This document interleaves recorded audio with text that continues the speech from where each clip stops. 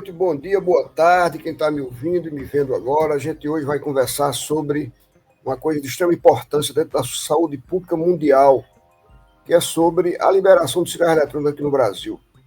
A gente está aguardando aqui o doutor Paulo Correia, que ele é de Minas Gerais, e ele está chegando aí. Boa Olá, noite, Sebastião. Doutor Paulo. Boa noite, é um prazer estar aqui com você e com seu público. Tudo bem? Tudo bem, graças a Deus. Boa noite. Doutor Paulo Correia, minha gente, ele é pneumologista, ele é doutorando em saúde pública, mestrado em saúde pública, professor da Universidade Federal de Ouro Preto, uma figura extremamente importante dentro do contexto do combate ao tabagismo no Brasil. Ele que foi presidente da Comissão de Tabagismo da Sociedade Brasileira de Pneumologia, fez um trabalho muito interessante, muito importante, que vai falar um pouquinho aqui com a gente sobre isso, essencialmente focando o cigarro eletrônico, vai falar também do cigarro convencional, né, Paulo? Então, eu queria que o pessoal colocasse aí, Raul, coloca aí, Raul, na tela, aquela mensagem que eu mandei aqui, para a gente começar um bate-papo aqui com o doutor Paulo.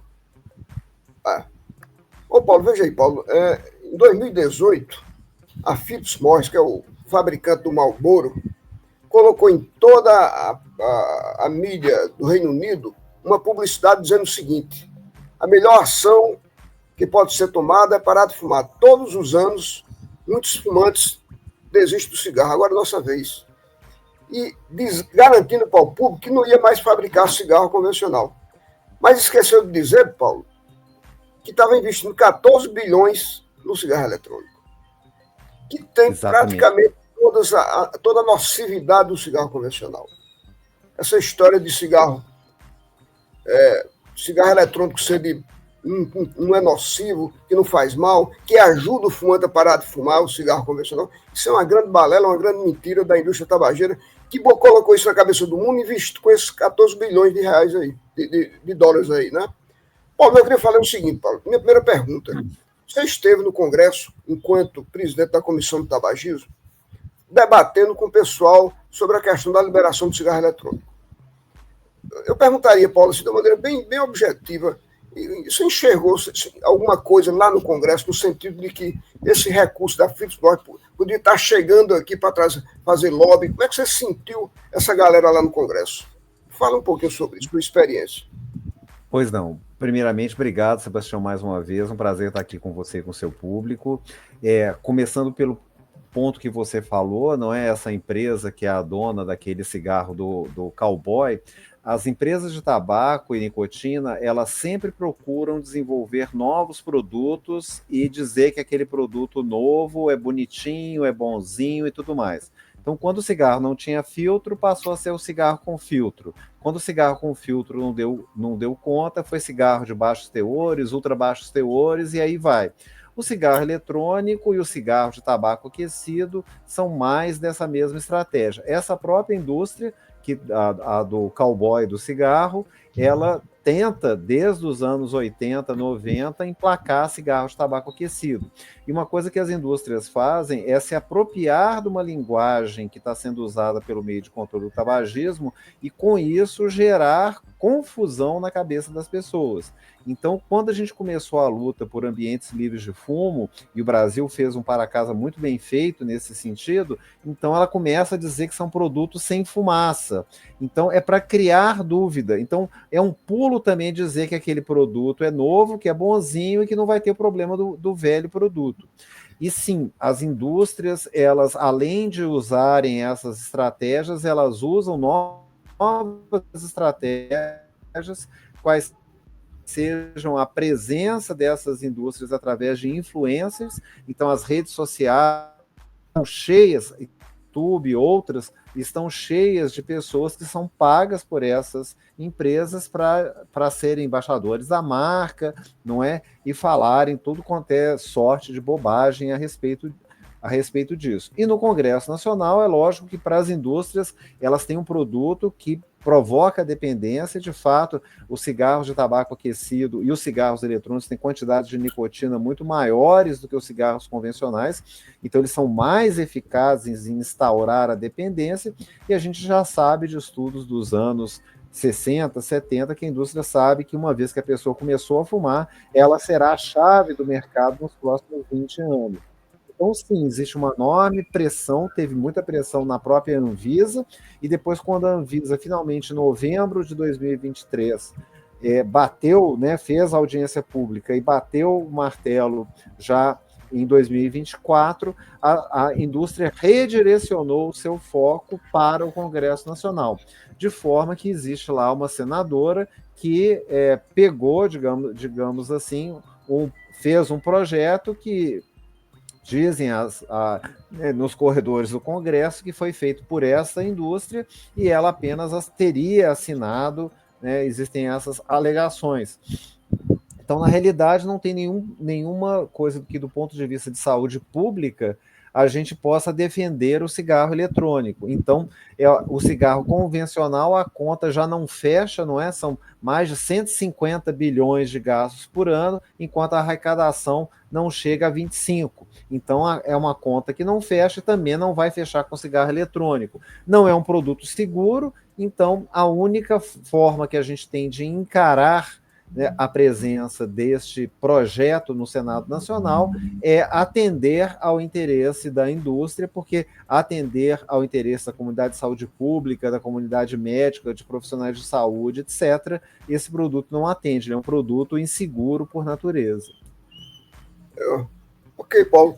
Paulo, uma coisa que me chamou muita atenção, Paulo, e o pessoal, a gente foi indicado pelo INCA para que uma comissão de entidades internacionais, americanas, principalmente 6 entidades, viesse aqui no Brasil. Eles demonstraram interesse e aí solicitaram um Estado que pudesse fazer um trabalho diferenciado. E o INCA nos indicou aqui na Paraíba. Eles vieram aqui e aqui eu demonstrei o seguinte na minha exposição, e eu falo sempre aqui no nosso programa, e falo nas entrevistas, né? O cigarro convencional é liberado, é produzido, é comercializado, só não tem publicidade, né? Mas o cigarro eletrônico, Paulo, ele tem toda essa proibição de produção, proibido comercializar, proibido importar, proibido publicidade, né? Mas o que chama atenção, Paulo, é o seguinte, é que o cigarro tradicional, nós tivemos o grande privilégio aqui no Brasil de reduzir 34% para 9,3% de adultos fumando. Mas o cigarro convencional, proibido do jeito que é, tem 16,3%, uma pesquisa aí, falando que os adolescentes, os jovens, estão experimentando o cigarro eletrônico. Fala um pouquinho sobre isso. Qual a tua opinião sobre isso, Paulo? Essa colocação foi muito importante. Então, a liberação do cigarro eletrônico por um viés distinto, não é? Quer dizer, a Anvisa, que é a agência reguladora, é que tem que legislar sobre isso. Uma vez que as indústrias perderam, o que elas começaram a fazer?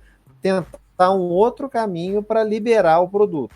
Na realidade, a gente sabe que os cigarros eletrônicos, quando a gente fala cigarros eletrônicos, a gente está chamando de dispositivos eletrônicos para fumar no Brasil, que inclui os cigarros de tabaco aquecido, como o IQOS, por exemplo, e os cigarros eletrônicos, que têm 4 gerações.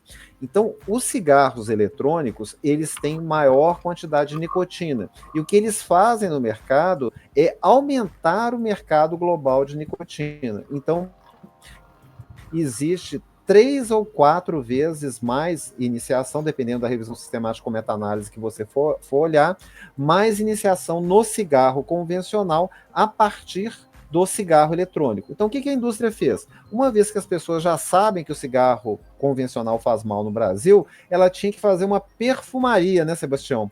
E eles conseguiram fazer uma perfumaria muito bem feita, não é? Tem sabores, tem aromas. Os holandeses, por exemplo, tem um grupo muito interessante que estuda eles fizeram uma roda de aromas e sabores, então são mais de 18 mil aromas e sabores diferentes. Tem os sabores que são sabores conceituais, então eles misturam 2, 3 frutas. Tem sabor que, sabe assim, galáxia selvagem, você não consegue entender o que é. Então, assim, esse mecanismo que a indústria fez de tirar o cigarro convencional fede, não é?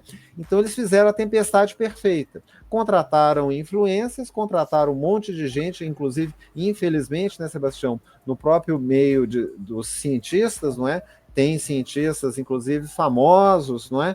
Que foram pagos por aquela indústria que tinha uma fundação para dizer que you don't know nicotine. Então, eles começaram a criar um descolamento da nicotina e do cigarro eletrônico, do cigarro convencional.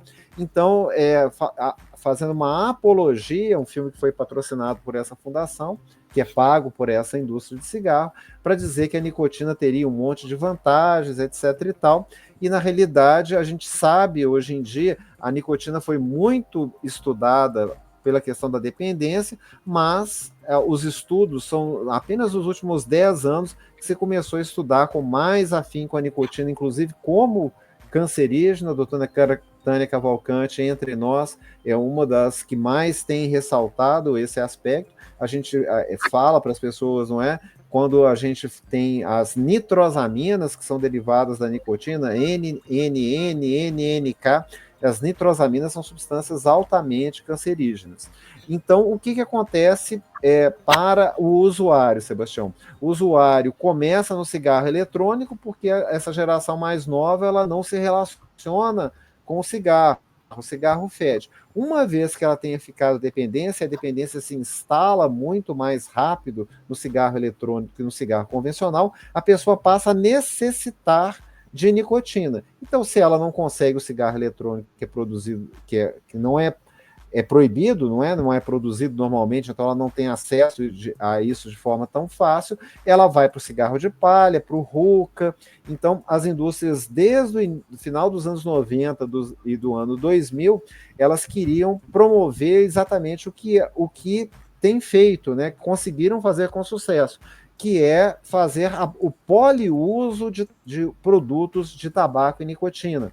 A gente fez, Sebastião, uma pesquisa na Universidade Federal de Ouro Preto com 900 universitários. Isso não é só pessoa da área de saúde, a universidade é uma universidade que tem cursos, enfim, letras, advocacia, geologia, enfim, não é só profissional ligado à área de saúde, e a gente viu que a maior parte das pessoas utilizavam mais de um produto. Inclusive, chama atenção na nossa amostra o grau de dependência, sendo que 23,4% da amostra tinha tentado parar, veja só, Sebastião, 5 vezes ou mais sem ter conseguido. Então, as doses de nicotina no tabaco aquecido, no IQOS, são 4,6 vezes maior, e através da adição de sais de nicotina, eles conseguiram aumentar a quantidade de nicotina que o fumante inala. Porque os produtos antigos, o cigarro incluído, como a nicotina é alcalina, se você aumenta muito a concentração de nicotina, dá uma aspereza na garganta e fica intragável, de fato, para poder fazer a utilização. Quando você coloca o salwache de nicotina, você perde essa sensação de aspereza na garganta, de forma que você consegue inalar uma quantidade muito maior de nicotina, e essa é a razão do sucesso do cigarro eletrônico de 4 letrinhas, que chama JUUL, e quem quiser, vale a pena ver no streaming, né, no Netflix, tem uma série chamada Big Vape, e que mostra exatamente, não é que eles não fizeram produto para poder parar de fumar, que é outro engano que as indústrias disseminam, essa própria indústria disseminou isso, eles fizeram produto para poder instalar a dependência com mais sucesso, de forma que o Adam Bowen, que fala lá na coisa, que ele garante que cada tragada tem a mesma quantidade de nicotina que um cigarro. Então vejam que cada tragada é como se fosse um cigarro. De fato, um podzinho, um frasquinho do cigarro JUUL, do cigarro eletrônico, equivale a pelo menos 3 maços de cigarro em torno de nicotina. Então são doses estratosféricas, meu caro Sebastião, que os jovens, os adolescentes, têm utilizado através dos cigarros eletrônicos, especialmente os de 4ª geração, como o JUUL, que tem nicotina com sais ácidos. Ok, Paulo, muito bem. Ô, Paulo, a minha preocupação, eu falo muito isso, onde eu posso falar, é que com essa concentração de nicotina nessas alturas, e a nicotina, eu vou repetir para vocês aqui do nosso programa, é responsável pela hipertensão, AVC, infarto do miocárdio, ela tem uma responsabilidade sobre essas 3 patologias extremamente graves, né? E que compromete a qualidade de vida das pessoas, né? Paulo, a persistir esses índices de adesão ao cigarro eletrônico, eu estou pensando aqui, eu gosto de falar sobre isso, que a gente pode esperar aí uma pandemia de infarto, AVC, hipertensão lá na frente. Não tem como escapar disso, Paulo. Exatamente. Mas eu queria falar outra coisa. Uma coisa muito... Uhum. Pode falar. Eu ia comentar que como o cigarro eletrônico aumenta o mercado global de nicotina e o poliuso é a regra, né? Ou pelo menos o uso dual, cigarro eletrônico e cigarro convencional, a gente já tem nos modelos epidemiológicos mostrando que existe um risco aditivo, ou seja, você soma o risco de hipertensão do cigarro comum com o risco do cigarro eletrônico, de modo que o risco dos dois é 1,66. Então, para quem está nos vendo e não é médico, profissional de saúde, aumenta em 66% as chances de hipertensão. Então, se somam, são meios químicos diferentes, mas os riscos se somam. E, de fato, o risco de AVC, não é, Sebastião? É um risco, tem um estudo grande, que é o estudo em Yannis, que é feito nos Estados Unidos, que mostrou que as pessoas que migraram do cigarro convencional para o cigarro eletrônico tiveram derrame 10 anos mais cedo. E a explicação para isso é que quando você aumenta a nicotina nesses dispositivos de quarta geração, você aumenta a massa de partículas pequenas, são chamadas de partículas ultrafinas. Elas são mais finas que 1/1000º de um fio de cabelo humano. Então, elas são partículas invisíveis, mas são partículas que a gente fala que são biologicamente ativas. Essas partículas causam doença cardiovascular. Elas causam infarto, causam AVC, causam derrame. Então, é muito importante que os usuários que estão nos vendo, né, entendam isso, né? Não é um produto seguro, existe também inalação de outras substâncias. Cada geração de cigarro eletrônico tem inalação de metais. Os metais também começaram a ser estudados. Eles alteram a mitocôndria dentro da célula, estão relacionados nos jovens com dificuldade de aprendizado. As pessoas mais velhas que começam a utilizar cigarros eletrônicos têm evolução para o Alzheimer. Então, são produtos bastante preocupantes, eles não são seguros, e uma parte, o meu doutorado é em saúde pública, e a minha pesquisa, de fato, vai ser para entender os usuários, não é? Para a gente fazer campanhas que sejam efetivas, Sebastião, a gente precisa de entender quais são as crenças e os mitos que estão circulando entre os usuários. E o que a gente vai fazer é exatamente isso, é entrevistar pessoas em lugares onde há mais consumo, que foram indicados pelo Vigitel e pelo Covitel, Minas, São Paulo e Rio, BH, Rio e São Paulo, as cidades, e também investigar em Campo Grande e Ponta Porã, que são os locais de onde entra ilicitamente o produto no Brasil. Então é importante porque já existem algumas evidências de literatura nos Estados Unidos, por exemplo, que mostram que as percepções de risco podem ser menores nesses lugares onde os produtos entram. Então, para que a gente possa não perder todo esse esforço gigantesco que você bem falou, e o Ica reconheceu também o esforço, vocês fazem um esforço muito interessante aí na Paraíba, concatenado, né, Sebastião? Você é um lutador aí, a gente se encontra aí há tantos anos, né? Cada um de nós exercendo, né, a sua importante luta.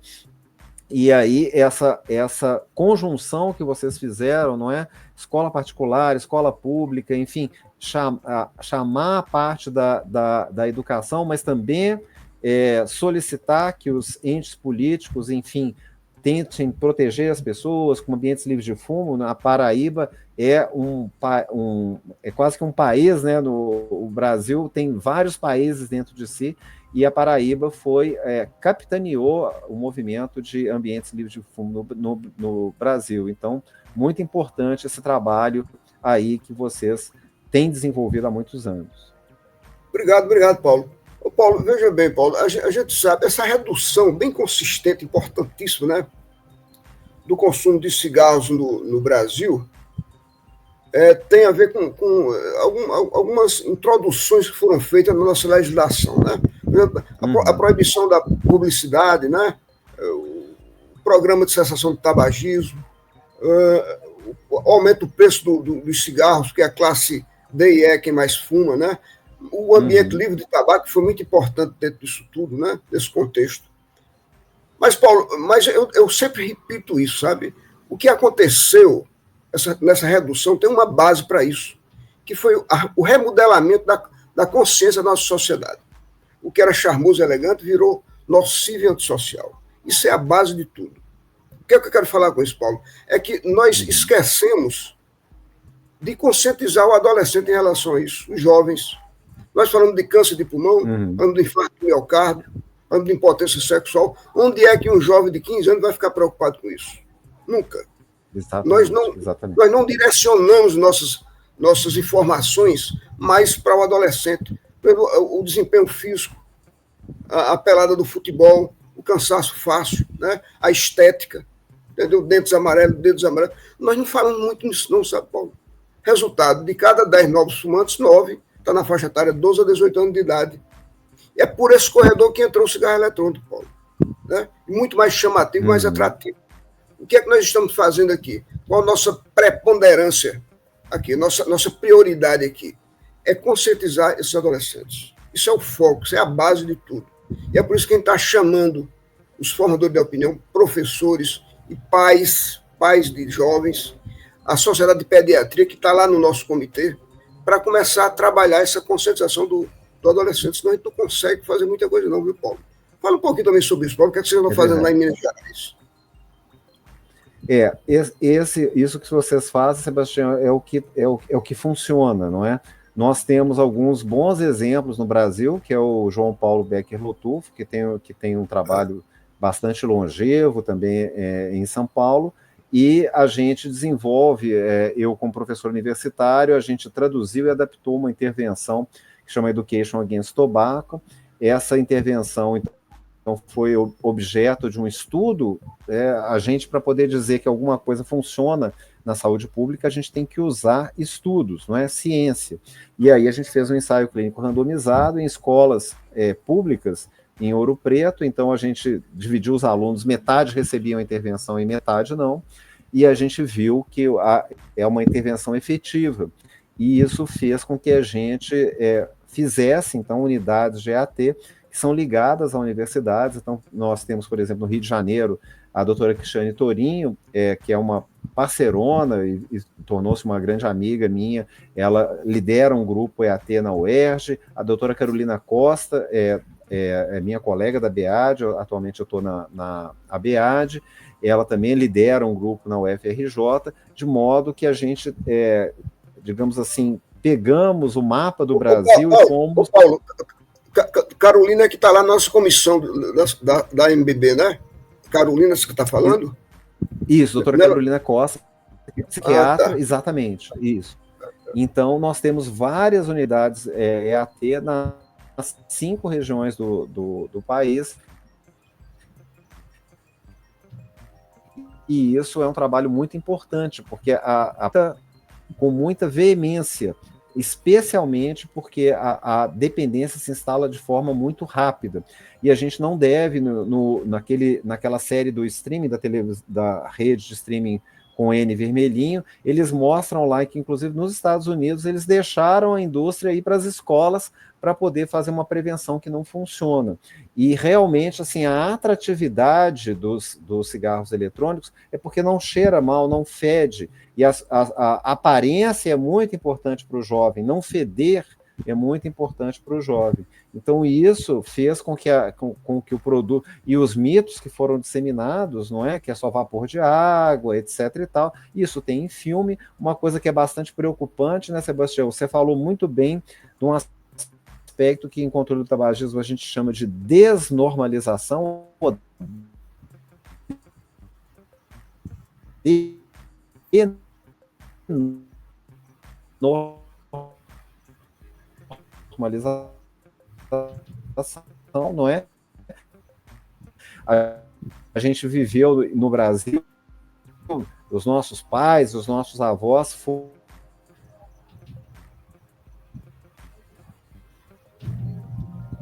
Tá havendo um problema com o seu microfone aí, Paulo. Tá havendo um problema com o seu microfone, não está lhe ouvindo, não.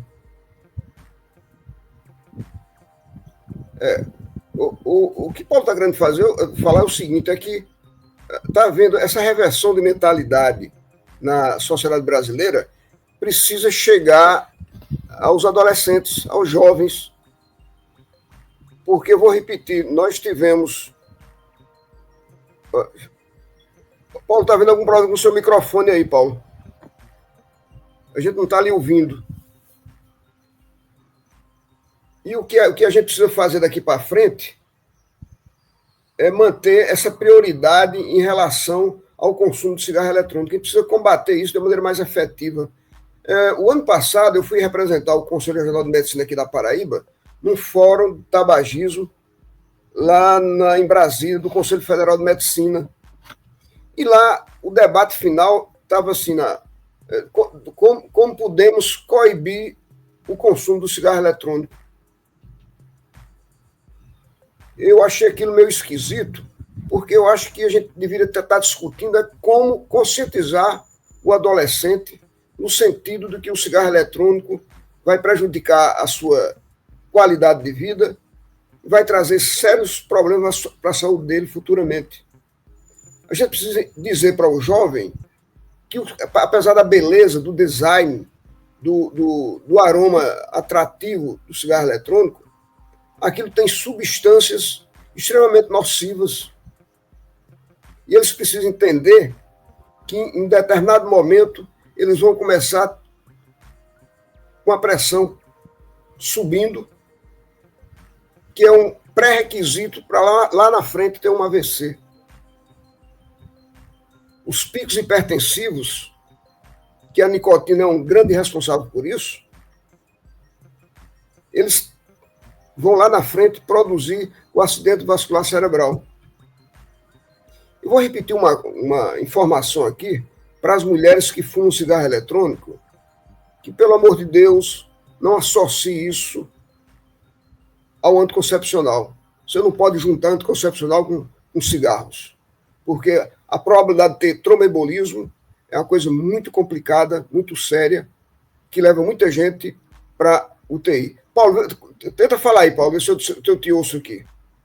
Pois não, eu troquei de rede, estava tendo uma interferência. Tá legal. Paulo, a gente está só com um minuto aqui para terminar. Faz tua conclusão final aí, Paulo, por favor. Pois não, os cigarros eletrônicos são produtos perigosos. Eles são produzidos pelas mesmas indústrias que fizeram o cigarro convencional. Eles têm os mesmos riscos dos cigarros antigos e eles adicionam alguns riscos, como a inalação do metal e a EVALI, a doença respiratória aguda grave, associada, parece muito com a Covid, gente. E assim, quando não mata, aleja, não é? Tem pacientes que precisam de transplante pulmonar, então é uma doença extremamente grave. Então, se você não começou, não comece de jeito nenhum. E se começou, pare o mais rapidamente possível. Nos próximos 2 meses deve sair, eu e mais alguns autores, mais 5 autores, entre eles a doutora Estera Martins, a própria doutora Carolina Costa, a Cristiane Torinho, a quem eu citei aqui, um outro colega do Dante Pazanese e uma pessoa do INCA, nós juntamos e produzimos uma sistematização de como fazer o tratamento. O tratamento é possível, é difícil, exige mais drogas, exige associação de formas. Se você não começou, não comece de jeito nenhum e prestem atenção como as séries de streaming têm mostrado pessoas utilizando cigarros eletrônicos. Isso é um esforço para normalizar novamente. Então, o cigarro eletrônico não fede e eles estão colocando como coisa de saúde, que não tem problema nenhum. Inclusive, chegaram a colocar, né, Sebastião, vitamina dentro de vitamina B12 e outras coisas, melatonina dentro de cigarro eletrônico, para poder normalizar ainda mais o uso desses perigosos e danosos problemas. Muito obrigado, desculpe os problemas técnicos. Eu que lhe agradeço, Paulo. Muito boa a sua exposição. Um grande abraço, né? Produção Portal Desacato. Realização Cooperativa Comunicacional Sul.